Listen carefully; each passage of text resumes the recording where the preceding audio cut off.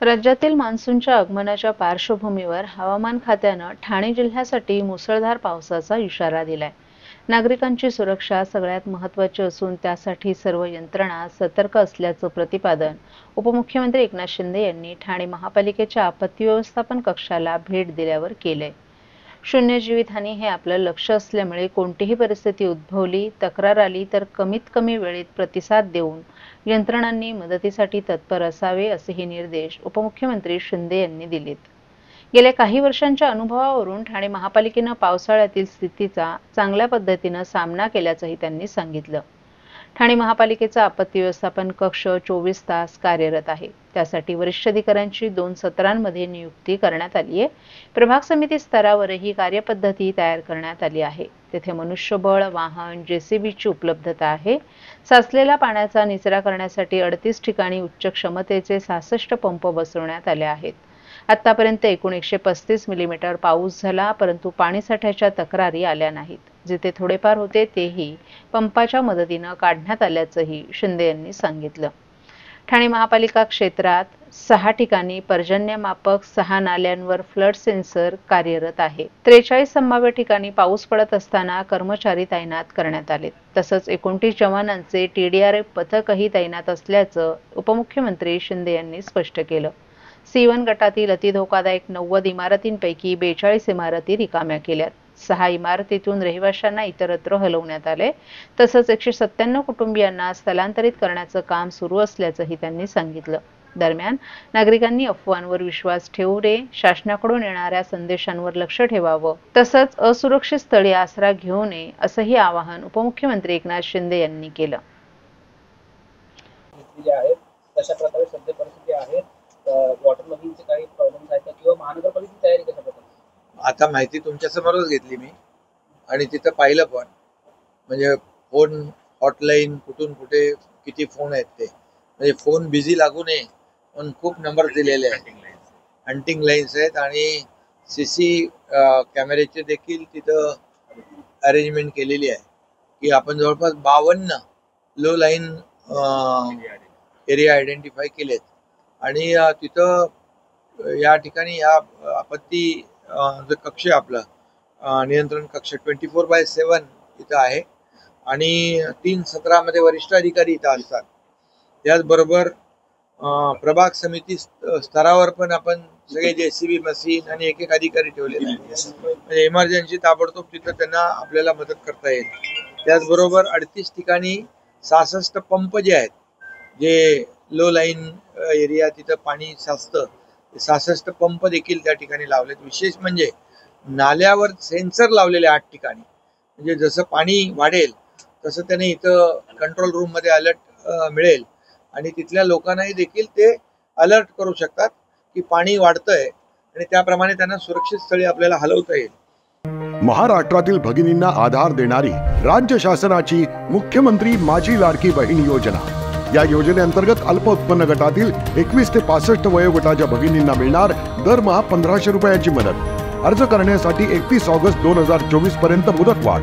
कुटुंबाचं वार्षिक उत्पन्न 2.5 लाख रुपयांपेक्षा कमी असलेल्या महिला पात्र। कुटुंबाकडे पिवळं किंवा केशरी रेशन कार्ड असल्यास उत्पन्नाचा दाखला आवश्यक नाही। पांढरं रेशन कार्ड असेल किंवा रेशन कार्ड नसेल तर कुटुंबाचं वार्षिक उत्पन्न 2.5 लाखांपेक्षा कमी असल्याचा दाखला आवश्यक। योजनेसाठीचा ऑनलाईन अर्ज नारी शक्ती दूत ॲप वरून किंवा पोर्टलवर भरता येईल। ज्या भगिनींना ऑनलाईन अर्ज भरता येत नसेल त्यांच्यासाठी अंगणवाडी, ग्रामपंचायत, वॉर्ड ऑफिस, सेतू सुविधा केंद्रामध्ये किंवा आशाताई बचत गटाच्या CRP यांची मदत उपलब्ध। आता आपल्याला अभिमानानं म्हणता येईल, सुखी आणि सुरक्षित आहे माझी लाडकी बहीण।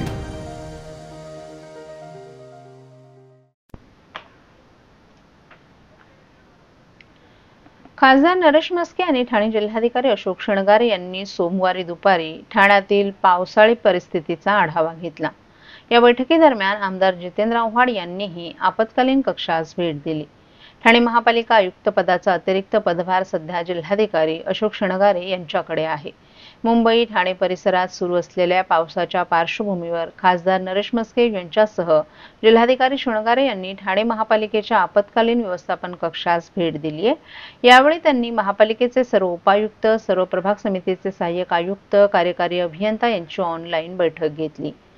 आपत्ती व्यवस्थापन कक्षात झालेल्या बैठकीस अतिरिक्त आयुक्त संदीप माळवी, प्रशांत रोडे, नगर अभियंता प्रशांत सोनाग्रा, उपायुक्त जीजी गोदेपुरे, मनीष जोशी, अनघा कदम, सचिन सांगळे, आपत्ती व्यवस्थापन अधिकारी यसीन तडवी आदीही उपस्थित होते। या बैठकीनंतर खासदार नरेश म्हस्के आणि जिल्हाधिकारी अशोक शृंगारे यांनी आपत्ती व्यवस्थापन कक्षाचा कामाचाही आढावा घेतला। पहिलाच मोठा पाऊस आणि नाल्यात साठणारा, डोंगर भागातून येणारा तरंगता कचरा तात्काळ काढण्यात यावा, तसंच पाणी साठण्याची नेहमीच्या ठिकाणी अधिकाऱ्यांनी लक्ष ठेवावे असे निर्देश या बैठकीत खासदार नरेश म्हस्के यांनी दिले। तसंच नालेसफाईची कामं पूर्ण करणं, C1 गटातील अतिधोकादायक इमारती रिकाम्या करणं, आवश्यक ती रस्ते दुरुस्ती तात्काळ करणं आणि वृक्षांच्या धोकादायक फांद्यांच्या छाटणीचं काम जलद करणं या 4 मुद्द्यांवर सगळ्यांनी अधिक लक्ष द्यावं। नैसर्गिक आपत्ती ओढवल्यास तात्काळ प्रतिसाद देणं याला प्राधान्य देण्याचे निर्देशही जिल्हाधिकारी अशोक शृंगारे यांनी या बैठकीत दिले।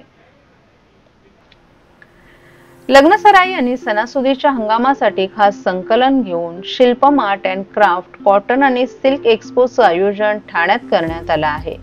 20 मे ते 15 जून या कालावधीत वसंत विहार येथील डी-मार्ट आणि रामजी हॉटेल जवळ हे प्रदर्शन आणि विक्री मेळावा सुरू राहणार आहे। दररोज सकाळी 11 ते रात्री 10 या वेळेत या नागरिकांना या ठिकाणी भेट देता येईल।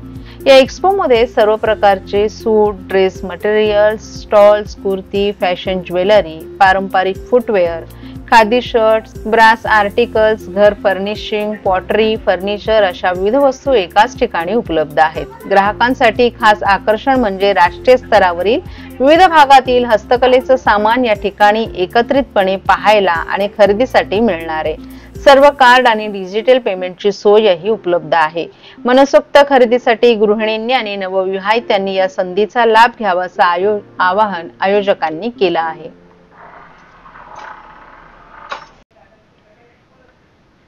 जिल्हा विधी सेवा प्राधिकरणाशी निगडीत असलेल्या अनेक शासकीय योजना समाजातील गरीब वंचित घटकांसाठी काढल्या आहेत। मात्र त्या एकत्रितरित्या उपलब्ध नसतानाच या योजना परिपत्रकांची शासकीय भाषा सामान्यांना समजण्यास कठीण असतं। परंतु आता ठाणे जिल्हा विधी सेवा प्राधिकरणाने ही समस्या दूर करण्याचा प्रयत्न करत सामान्यांच्या सोप्या भाषेत ओळख व हक्क अधिकाऱ्याची या कायदेविषयकाची माहिती देणाऱ्या पुस्तकाची निर्मिती केली असून प्रमुख जिल्हा व सत्र न्यायाधीश श्रीनिवास अग्रवाल यांच्या हस्ते ते प्रकाशित करण्यात आले। ठाणे जिल्हा विधी सेवा प्राधिकरणाचे सचिव न्यायाधीश ईश्वर सूर्यवंशी यांनी लिहिलेल्या या पुस्तकाचा सर्वसामान्यांना चांगला लाभ होईल असा विश्वास यावेळी न्यायाधीशांकडून व्यक्त करण्यात आलाय। जिल्हा विधी सेवा प्राधिकरण ठाणे यांच्या मार्फत ओळख, हक्क व अधिकाराची ही एक माहिती पुस्तिका प्रकाशित करण्यात येत आहे। माहिती पुस्तिका प्रकाशित करण्याचा उद्देश हा आहे की जिल्हा विधी सेवा प्राधिकरणाशी निगडीत असलेले अनेक शासनाच्या योजना ज्या की गरीब आणि वंचित घटकासाठी आहेत त्या योजना असतील किंवा जे काही शासन निर्णय आहेत ह्या एकत्रित स्वरूपात नाही आहेत आणि जरी समजा त्या अवेलेबल होत असतील तरी त्यातली शब्दरचना, शासन निर्णय नोटिफिकेशनमधले काही शब्दरचना ही थोडीशी अवघड असल्यामुळं सामान्य माणसाला त्याचा अर्थबोध होत नाही आणि त्या गोष्टी समजत नसल्यामुळं ज्याच्यासाठी योजना आहे, जे कोणी गरीब असतील, जे वंचित लोक आहेत, ज्यांच्यासाठी योजना केलेल्या आहेत त्या योजना त्यांच्यापर्यंत पोहोचत नाहीत। त्यामुळं गेल्या 3 वर्षामध्ये जिल्हा विधी सेवा प्राधिकरणाशी काम करत असताना ह्या गोष्टी प्रकर्षानं जाणवल्या आणि त्यामुळे ह्या माहिती पुस्तिकामार्फत सर्व योजना ज्या की विधी सेवा प्राधिकरणाशी आहेत त्या एकत्रित करणं आणि त्या सोप्या मराठी भाषेमध्ये ज्या की सामान्य माणसाला समजतील त्या भाषेमध्ये पुस्तक स्वरूपात जनतेसमोर आणण्याचा हा एक जिल्हा विधी सेवा प्राधिकरण ठाणेमार्फत प्रयत्न करण्यात आलेला आहे आणि यामध्ये जिल्हा विधी सेवा प्राधिकरण ठाण्याचे अध्यक्ष प्रमुख जिल्हा सत्र न्यायाधीश श्री अग्रवाल साहेब यांच्या मार्गदर्शनानुसार या पुस्तकाची रचना करण्यात आलेली आहे। याचा उपयोग हा सर्व स्तरातील सर्वांसाठीच होईल, तळागाळाच्या लोकांना याचा उपयोग होईल असे याचे उद्दिष्ट आहे।